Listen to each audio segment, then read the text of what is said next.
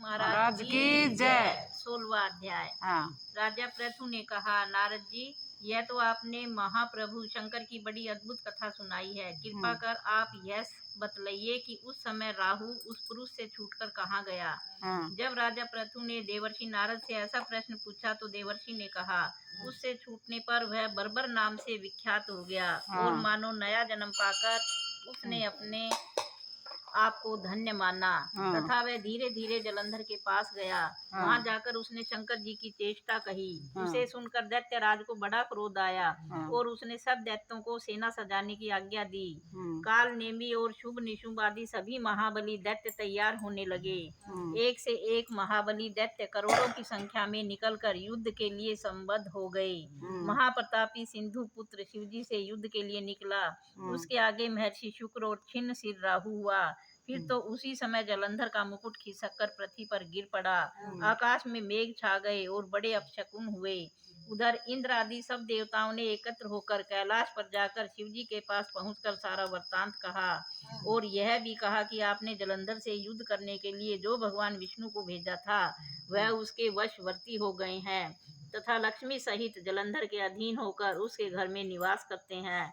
अब देवताओं को भी उसके यहाँ निवास करना पड़ रहा है। अब वह सागर पुत्र आपसे युद्ध करने के लिए आ रहा है, अतएव आप उसे मारकर हमारी रक्षा कीजिए। देवताओं से यह सब कुछ सुनकर शंकर जी ने भगवान विष्णु से पूछा, हे ऋषिकेश, युद्ध में आपने जलंधर का संहार क्यों नहीं किया और बैकुंठ को छोड़कर आप उसके घर कैसे चले गए हैं।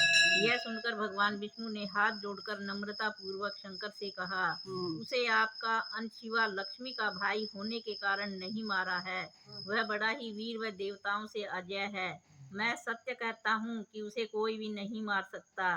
इस पर मैं मुग्ध होकर मैंने स्वयं उसके घर में रहने का वर दे दिया है और इसी कारण मैं उसके घर में रहता हूँ। हे सूरवर्य विष्णु, आप ये क्या कहते हैं? उस दैत्य जलंधर को मैं अवश्य मारूंगा, इसमें कुछ भी संदेह नहीं है। अब आप सब देवताओं जलंधर को मेरे द्वारा मरा हुआ ही जानकर अपने स्थान को जाइए। जब शंकर जी ने ऐसा कहा तो सब देवता संदेह रहित होकर अपने स्थान को चले गए।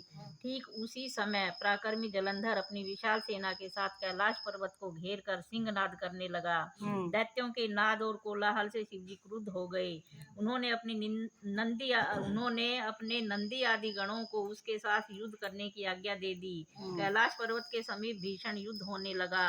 दैत्य अनेकों प्रकार के अस्त्र शस्त्र बरसाने लगे।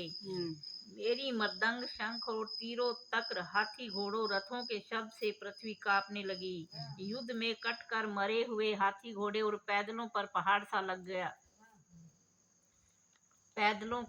सा लग गया जिससे कि युद्ध भूमि और भी अगम्य हो गई।